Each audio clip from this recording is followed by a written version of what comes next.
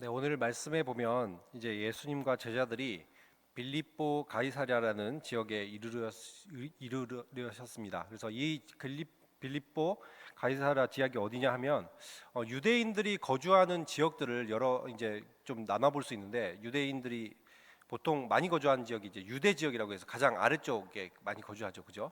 그리고 그 위에 이제 사마리아가 있습니다. 그리고 사마리아에는 유대인들이 아니라 이 그 혼혈 이스라엘 백성들이 살아가는 지역이고, 또 이방인들도 좀 거주하고 있습니다. 그리고 그 위쪽에 보면 이제 갈릴리라는 곳이 있습니다.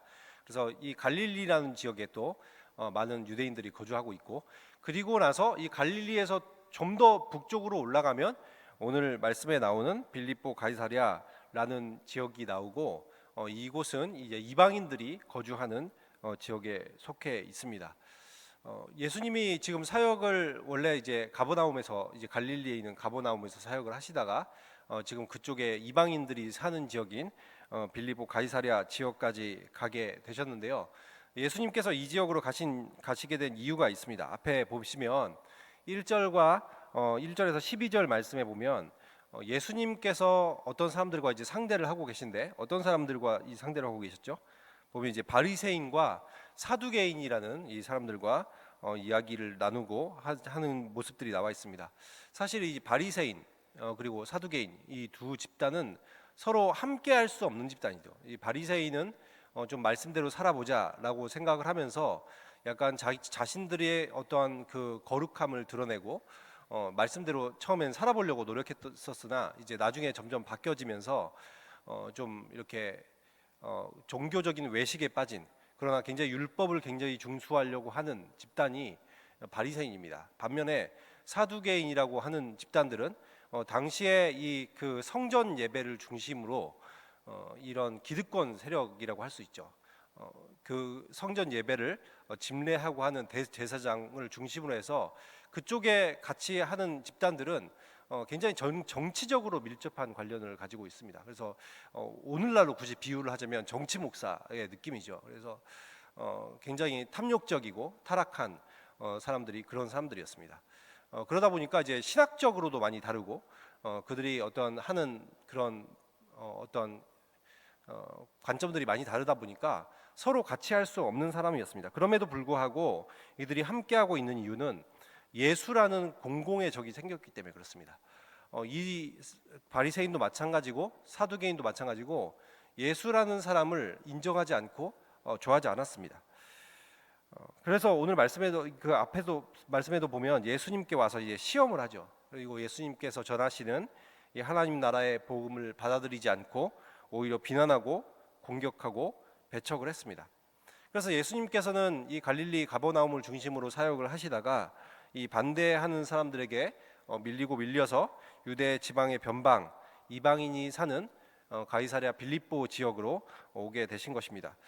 물론 뭐 예수님은 어디서든지 활동하실 수 있지만 그만큼 당시에 무리들은 예수님을 많이 따랐지만 어떤 이런 그 당시의 종교 지도자 그룹들은 예수님을 계속해서 박해하고 힘들게 사역을 힘들게 만드는 집단들이었다는 것이죠. 아무튼 그래서 이 16장, 사실 이 16장 13절의 사건으로부터 예수님은 사역에 굉장한 중요한 이 전환점을 맞이합니다. 이 예수님은 더 이상, 앞에서는 이제 대중을 중심으로 사역을 진행을 하셨다면 이제부터는 더 이상 대중 중심의 사역을 하지 않으시고, 물론 이제 대중들에게도 사역을 하시기는 하시지만 훨씬 많은 관점이, 훨씬 많은 포커스가 제자들에게 맞춰져 있다는 것을 알 수 있습니다. 그래서 이제 본격적으로 제자를 훈련시키고 또 예수 그리스도께서 감당하시게 될 십자가 사역 이후에 또 제자들에게 맡겨질 교회에 대해서 이들에게 그것을 맡기시기 위해서 사역을 준비하시는 그런 것들이 이제부터 나오기 시작합니다. 아무튼 이 가이사랴 빌립보라는 지역으로 가셨는데, 사실 이 또 가이사랴 빌립보라는 지역이 헤롯 대왕과 관련이 있는 지역입니다. 헤롯 대왕이 누군지 아시죠? 헤롯 대왕이라고 하면 예수님의 그 어렸을 때 이야기에 나오는, 동방박사 이야기에 나오는 헤롯이 헤롯 대왕이죠. 그리고 베들레헴에 있는 유아를 학살했던 사람이 헤롯 대왕입니다. 근데 이 로마의 어떤 그 초대 황제였던 카이사르 아우구스투스가 이 헤롯 대왕에게 이 가이사랴 지역을 이제 하사하게 됩니다. 그러면서 이 도시를 이제 헤롯 대왕이 더욱더 괜찮은 도시로 이제 가꾸는 일들이 일어나는데요. 사실 이 도시에는 이 가나안의 토착신인 이 판이라는 신이 있는 곳이고, 그래서 판이라는 신을 예배하는 곳이었습니다. 이 가이사랴 빌립보 지역에는 이 그 자연 동굴이 좀 많이 있는데, 그런 자연 동굴을 이용해서 원래 그 토착민들이 그 지역에 자신의 판 신을 숭배하는 그런 신전들을 이 동굴에다가 만들어 놓곤 했습니다. 그런데 이제 헤롯 대왕이 이 도시를 하사받고 나서 이 판 신을 섬기는 사당 옆에다가 이 로마 황제를 숭배하는 신전을 또 세우게 되는 것이죠. 왜 그랬겠습니까? 당연히 정치적인 의도죠. 또 황제에게 잘 보이기 위해서 그렇게 한 것이고, 그리고 나중에 이제 그의 헤롯 대왕의 아들이었던 헤롯 빌립이 자신의 그 이름과 이 카이사르가 황제의 칭호죠. 카이사르라는 황제의 칭호와 빌립이라는 자신의 이름을 합쳐서 여기 이 가이사 빌립보 가이사랴라는 이름으로 이제 개명을 한 것입니다. 아무튼 이렇게 해서 이 도시가 어떤 도시가 됐냐면 원래 가나안의 그 토착신인 판신을 숭배하는 것과 또한 이 그 황제를 숭배하는 이 두 가지 숭배가 그 우상을 숭배하는 우상 숭배의 중심지가 된 것입니다. 혹시 우상이 많은 도시에 가보신 적 있으신가요? 우리나라에도 이제 우상이 많은 도시가 있죠. 예를 들어서 뭐 경주 가보셨습니까? 경주 가면은 몇 집 걸로 한 집씩이 다 막 절이 만자 이렇게 새겨져 있고, 그리고 인근에 막 절들이나 이런 것들이 많이 있고, 또 그것과 관련된 그런 이런 우상 용품들을 파는 가게들도 많이 있지 않습니까? 제가 신혼여행을 발리로 갔었는데 이 발리는 훨씬 그렇더라고요. 모든 집들이 다 우상입니다. 그러니까 집집마다 모든 그 전통 가옥의 모든 집은 우상이 없는 집이 단 한 집도 없을 정도로 다 우상이 있습니다. 입구부터 시작해서 문에 일단 그 문에 들어가는 곳에 우상이 세워져 있고, 집 안에도 계속 거기에 여러 가지 건축물 자체가 우상으로 다 조각을 해놓을 정도로 우상이 많은 곳입니다. 그리고 도심에는 이제 물론 이제 빌딩들이 세워져 있지만 그렇기 때문에 이제 도시에 있는 곳에서는 곳곳에 이제 우상이 세워지죠. 몇백 미터만 걸어가다 보면 우상이 또 하나 서 있고, 그 앞에 이제 도시에 있는 사람들은 그 앞에 와서 이제 분향을 하고 경배를 하고 하는 일들이 그 도시에서도 있더라고요. 근데 예수님과 제자들이 가이사랴 빌립보라는 지역에 갔을 때 느끼는 느낌이 그와 비슷하지 않았을까라는 생각을 하게 됩니다. 그 지역에 많은 토착 그런 신의 숭배 지역들, 그 숭배하는 곳들이 있고, 또한 황제를 숭배하는 그런 신상들이 세워져 있고, 그 앞에서 많은 사람들이 와서 또 동네 사람들이 지나가면서 그 앞에 이 절을 하고 있는 그런 모습이 그 지역의 모습이었을 수 있다는 것이죠. 그런데 예수님께서 이 많은 그런 신들이 즐비해 있는 그곳에서 예수님께서 이렇게 물으시는 겁니다. 사람들이 인자를 누구라 하느냐? 사람들이 인자를 누구라 하느냐?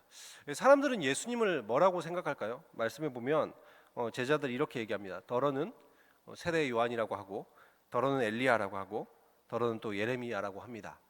그리고 또 어떤 사람들은 선지자 중에 한 사람이다라고 합니다라고 한다는 것이죠. 그렇기 때문에 이 많은 그 유대 사회에서 지금 이제 가이사랴 빌립보 지역으로 오면서 사람들에 대해서 이야기를 하는데, 이 사람들이 보는 관점, 당시 예수님에 대해서 사람들이 인식하는 인식은 무엇이었습니까? 선지자 같은 사람이라는 것이죠. 구약의 어떤 선지자, 예레미야나 또 엘리야와 같은 선지자, 혹은 얼마 전에 굉장히 이 400년 정도 동안 선지자가 없다가 갑자기 파격적인 어떤 선지자 한 명이 등장했었죠. 세례 요한이라는 그런 선지자, 이런 선지자 중에 한 사람처럼 사람들은 생각하고 있었습니다. 물론 선지자만 해도 유대 사회에서는 대단한 사람이었죠. 하나님의 말씀을, 하나님의 뜻을 전하고 하나님 말씀대로 살아가게 하도록 이끌어갔던 영적인 지도자가 선지자였습니다.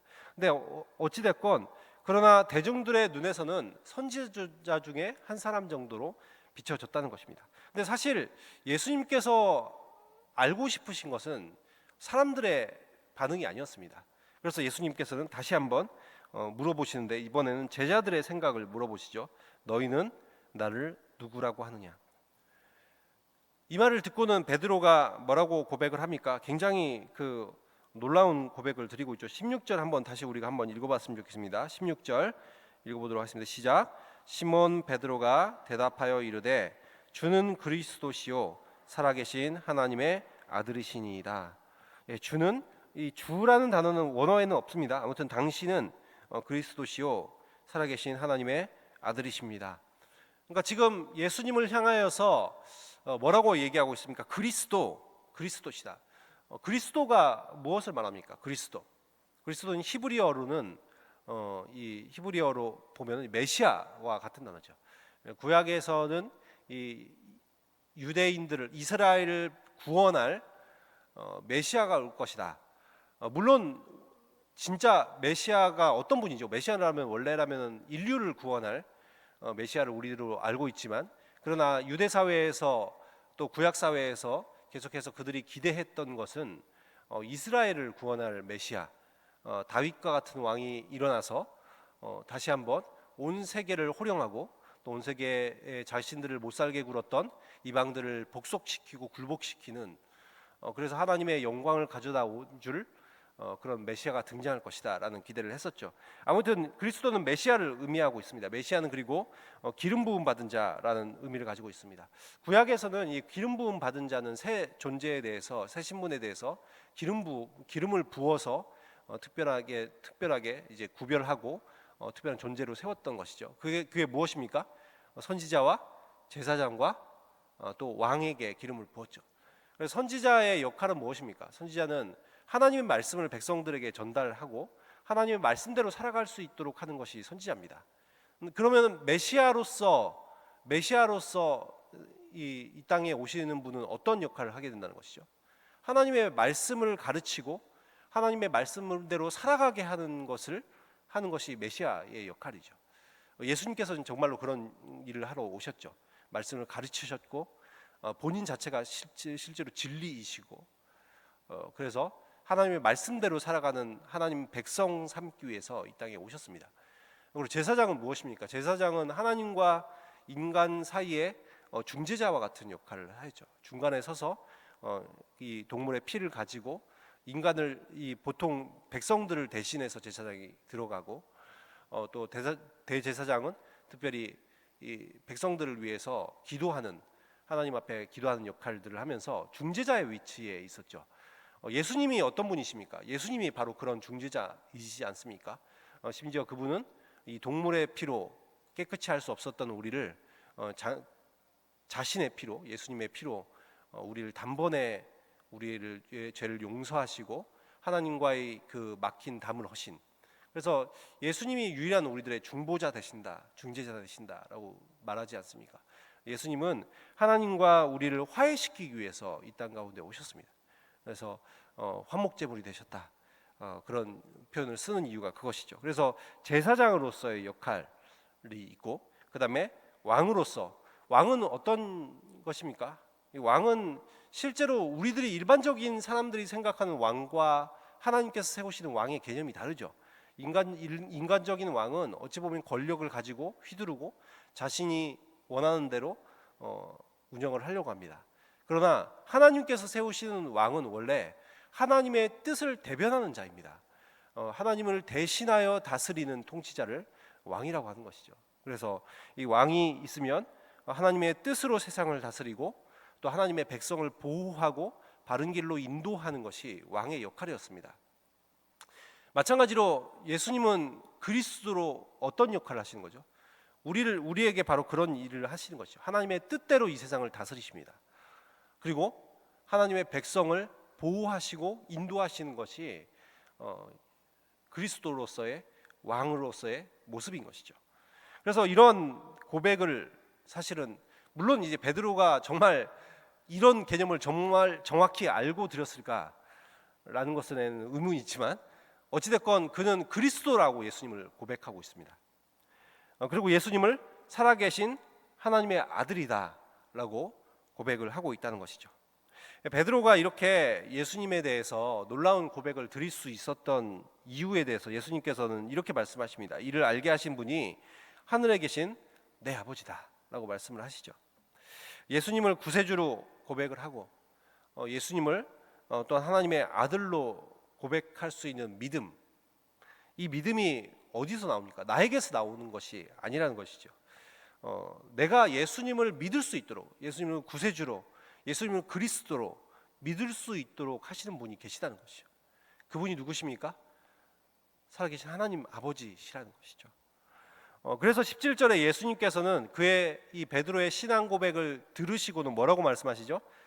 내가 복이 있도다라고 얘기하시는 거예요. 이것을 우리들이 고백할 수 있도록 하시는 분이 하나님이시기 때문에 하나님으로 인해서 우리들이 이런 고백을 드린다는 것 자체가 그것이 복이다라고 말씀을 하고 계신 것이죠. 어떻습니까? 지금 우리도 성도님들께서도 예수님을 메시아시고 살아계신 하나님의 아들로 믿어지십니까? 이것이 복입니다. 우리들이 다른 것이 복이 아니에요. 예수님을 믿어지는 것이, 그것이 복입니다. 그래서 수많은 사람들이 심지어 어떤 사람들은 뭐 예전에 도울 김용옥 같은 사람들은 지금은 뭐 훨씬 많이 읽었겠지만 예전에 성경을 십독했다고 그러더라고요. 십몇 년 전에 제가 들을 때 성경을 십독해도 믿어지지 않는 거예요.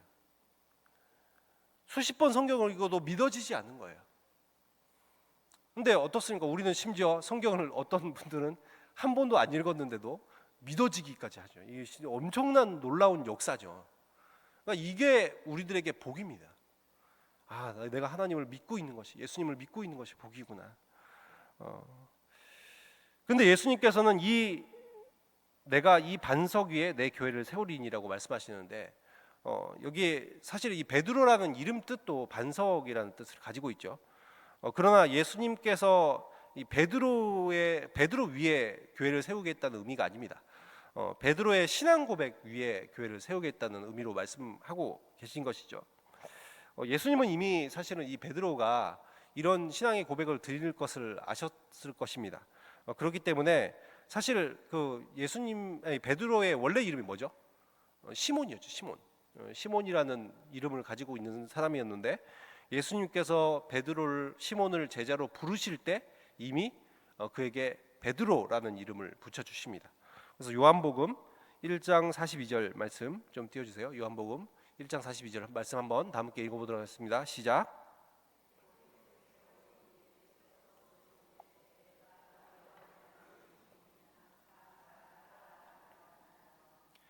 네.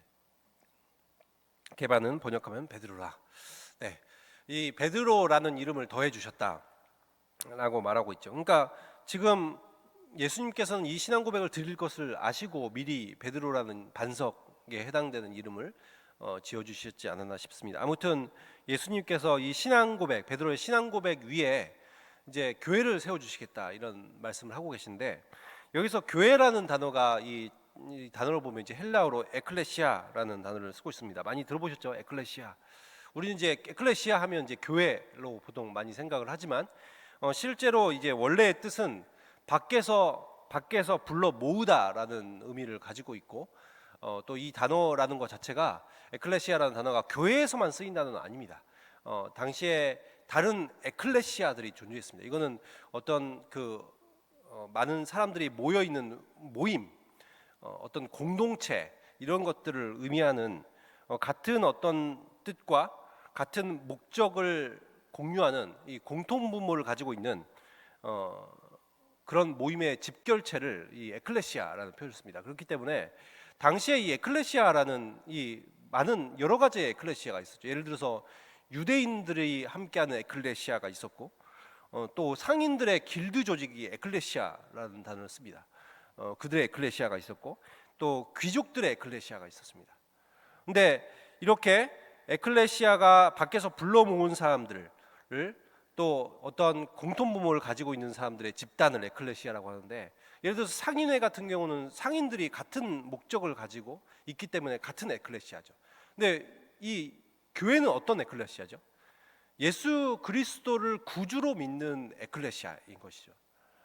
그래서 예수님께서는 이 에클레시아라는 단어를 통해서 뭐라고 표현하십니까? 예수님 밖에서 불러 모은 사람들을 내 교회, 나의 에클레시아, 나의 공동체로 만들겠다라는 표현을 쓰고 있는 것입니다.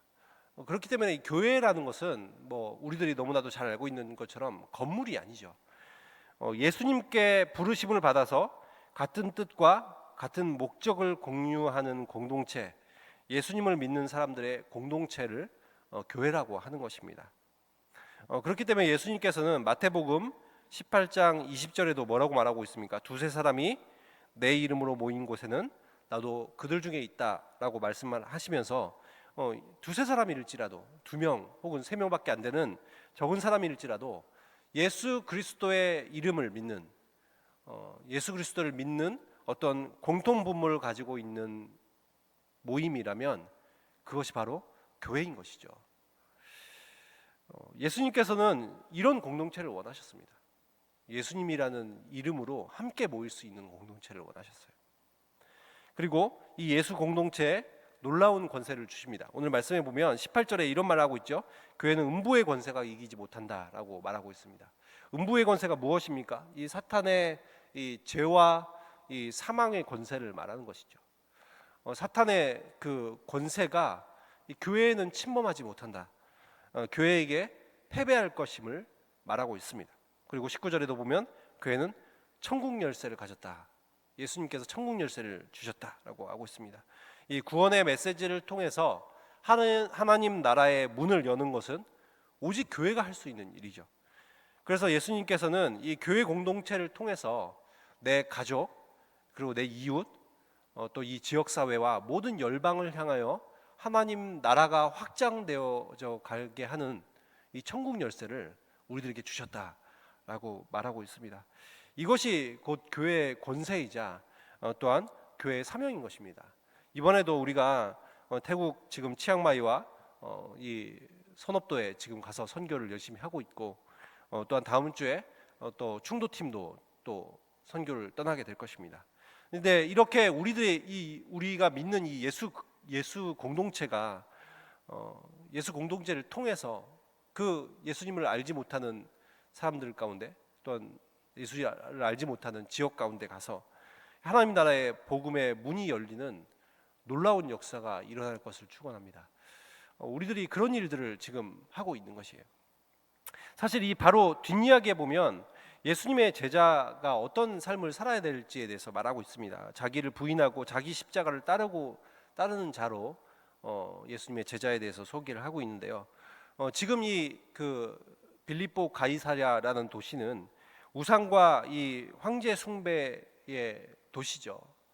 근데 사실 오늘날 우리가 생각해 보면 오늘날도 이 가이사랴 빌립보 못지않게 우리들의 모습이 그렇습니다.